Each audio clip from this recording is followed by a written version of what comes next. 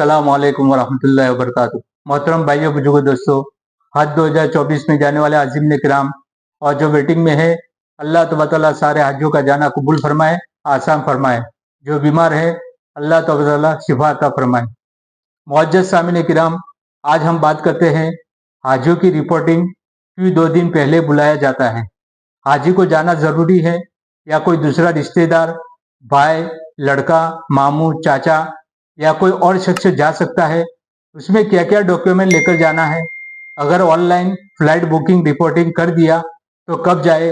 अगर 3 या 4 cover number लेकर गए तो हमें सारी चीज़ें मिल जाएगी। उसमें क्या क्या चीज़ें हज हाउस में मिलेगी, ये सारी बातें मैं आपको तरतीब से बता देता हूँ। मेरे भाइयों, जब आपकी फ्लाइट की तारीख कंफर्म स्टेटस पर आ जाए, मिसाल के तौर पर आपकी फ्लाइट की तारीख 15 तारीख है, तो आपको रिपोर्टिंग के लिए 13 तारीख को 10 बजे बुलाया जाएगा। आप उस वक्त 1-2 घंटा पहले ही हज हाउस पहुंच जाए। अगर हाजी खुद हज हाउस लेने जा रहा है तो सिर्फ ओरिजिनल पे स्लिप तीनों किस्त की लेकर जाना है। अगर कोई रिश्तेदार लेने जा रहा है तो उसको उसका आधार कार्ड की जेरोक्स कॉपी, एक हज कमेटी का लेटर और फोटो और तीनों किस्त की पे स्लिप साथ लेकर जाना है। अगर 3 या 4 कवर नंबर साथ में हो तो 4 आधार कार्ड की जेरोक्स कॉपी और हज कमेटी का 4 लेटर और 4 फोटो साथ लेकर जाए। अगर आपने ऑनलाइन रिपोर्टिंग बुक की है तो साथ में रिपोर्टिंग की प्रिंट साथ लेकर जाए।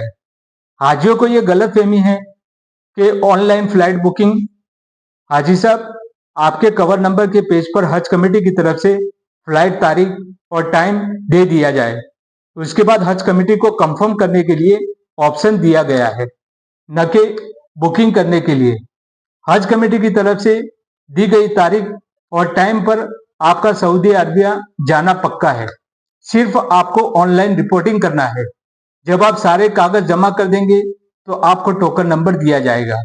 उसके 2 या 3 घंटे के बाद आपको हर हाजी की किट दी जाएगी, जिसमें हाजी साहब का पासपोर्ट, वीजा, आने जाने की टिकट, आई कार्ड, ब्रेसलेट, हज की किताब दी जाएगी।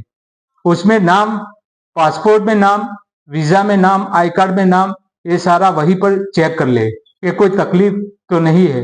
हो तो वहां पर बता दे, वरना परेशान हो सकते हैं। किसी दूसरे की वीजा या टिकट अपने पास ना आए, ये साथी हाजी इस बात का ख्याल रखें। जो इस लाइन का माहिर हो उसी शख्स को हज हाउस भेजे। अगर हमारी वीजा, टिकट, पासपोर्ट की दूसरे के पास न जाए, हाजी साहब उसका पूरा ख्याल रखे।